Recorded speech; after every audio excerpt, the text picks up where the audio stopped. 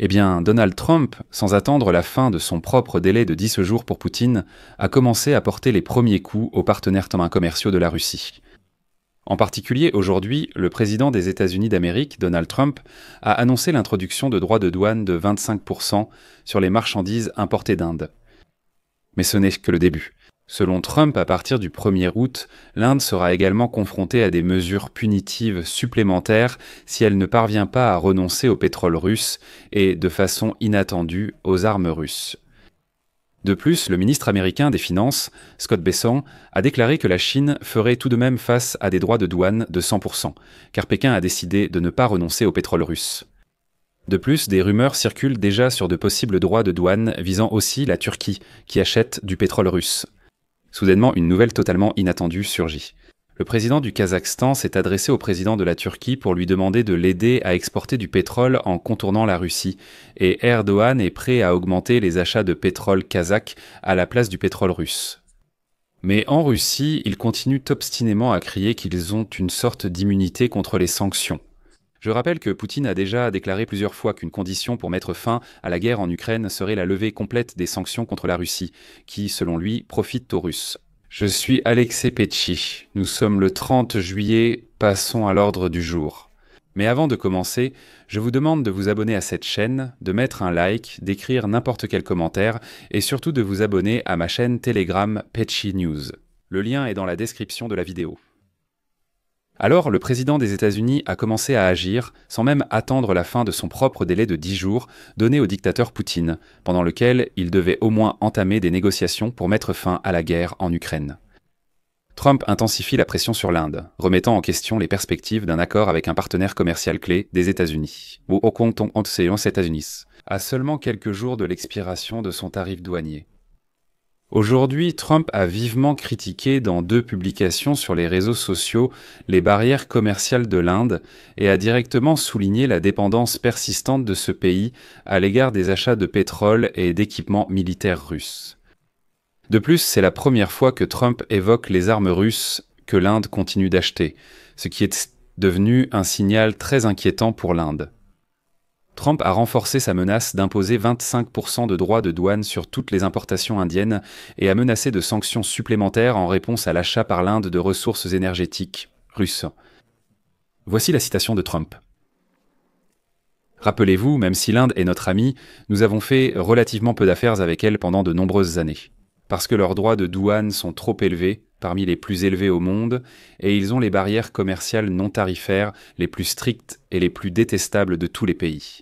De plus, ils ont toujours acheté la grande majorité de leur équipement militaire à la Russie et, avec la Chine, ils sont le plus grand acheteur d'énergie de la Russie. Alors que tout le monde veut que la Russie cesse les tueries en Ukraine, tout cela n'est pas bon. Fin de citation. Voilà. L'augmentation des droits de douane par Donald Trump a suivi une série d'accords avec les principaux partenaires commerciaux des États-Unis qui ont établi un niveau de base approximatif là-bas allant de 15 à 20%. Et il comprenait une série de promesses d'élargir l'accès au marché pour les produits américains ainsi que des engagements en matière d'investissement étrangers. Pour l'Inde, cela a représenté un sérieux recul dans les efforts de plusieurs mois visant à conclure un accord que, selon les responsables à plusieurs reprises, était déjà sur le point d'aboutir. Des hauts représentants du commerce font la navette entre Washington et New Delhi depuis plusieurs mois à la recherche d'un accord définitif. Cependant, l'accord commercial récent avec le Japon et l'Union européenne a donné à Trump plus d'assurance. Au cours des dernières semaines précédant le 1er août, date limite pour la reprise des droits de douane dits réciproques suspendus par l'administration. De plus, l'approche de Donald Trump est en partie liée à une stratégie qui devient de plus en plus évidente pour les responsables du commerce extérieur participant aux négociations à un stade avancé. Trump n'éprouve aucun remords à propos de l'imposition de ces droits de douane plus élevés. C'est le message qu'il a répété publiquement à plusieurs reprises au cours des dernières semaines. Mais cela a également créé un environnement dans lequel Trump sent clairement qu'il dispose de leviers de pression sur ses partenaires commerciaux. Même les alliés proches, qui tentent désespérément de conserver l'accès au plus grand marché de consommation du monde, le marché américain. Dans le même temps, Trump a renforcé sa menace d'imposer des sanctions secondaires sur les exportations d'énergie russe en réponse au refus du président russe Vladimir Poutine de désamorcer les attaques contre l'Ukraine. Cette dynamique affectera directement l'Inde et la Chine, en tant que pays qui achètent la majeure partie des ressources énergétiques russes.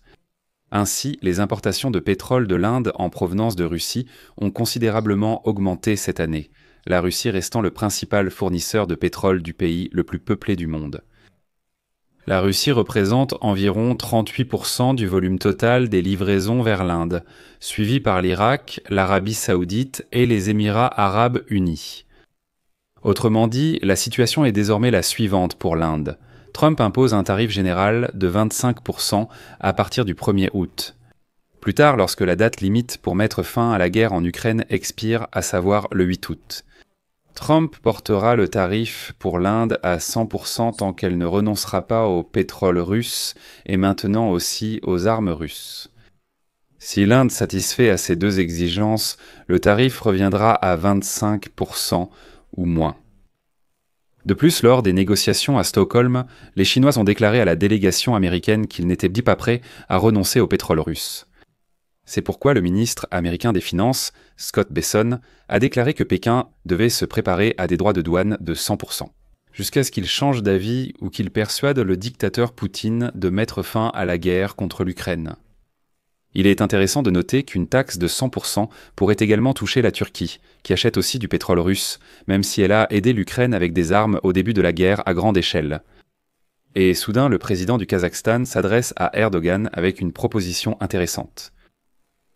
Les négociations du président kazakh Kassym-Jomart Tokayev avec le dirigeant turc Recep Tayyip Erdogan mardi portaient sur l'augmentation des exportations de pétrole kazakh via l'oléoduc Bakou-Tbilissi-Ceyhan. En d'autres termes, Tokayev sollicite l'aide d'Erdogan pour permettre au Kazakhstan d'exporter son pétrole sans passer par la Russie. Le Kazakhstan a déjà augmenté ses exportations de pétrole via l'oléoduc Bakou-Tbilissi-Ceyhan de 13% au premier semestre de cette année. Le pétrole arrive à Bakou par des pétroliers depuis Aktau, et pour augmenter les exportations de pétrole, le port d'Aktau a maintenant besoin d'une modernisation. Et voilà que le Kazakhstan envisage la possibilité de construire un oléoduc transcaspien et des terminaux maritimes sur les côtes kazakhes et azerbaïdjanaises de la mer Caspienne. Actuellement, tout le problème pour le Kazakhstan est que le pays se trouve loin des centres commerciaux internationaux. Et malheureusement pour le Kazakhstan, les deux principales routes d'exportation du pétrole à l'étranger passent par le territoire de la Russie.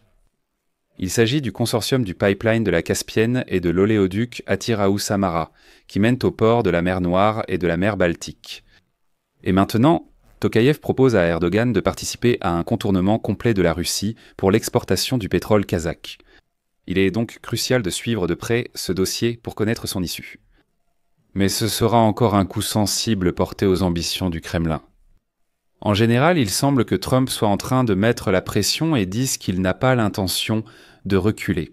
Eh bien, si Poutine est aussi têtu, alors moi aussi je serai têtu et je commencerai à frapper les partenaires les plus proches de Moscou, en espérant qu'ils couperont complètement les revenus pétroliers et gaziers du Kremlin ou que, par l'intermédiaire de Pékin, ils commenceront à faire pression sur Poutine pour qu'il mette fin à la guerre.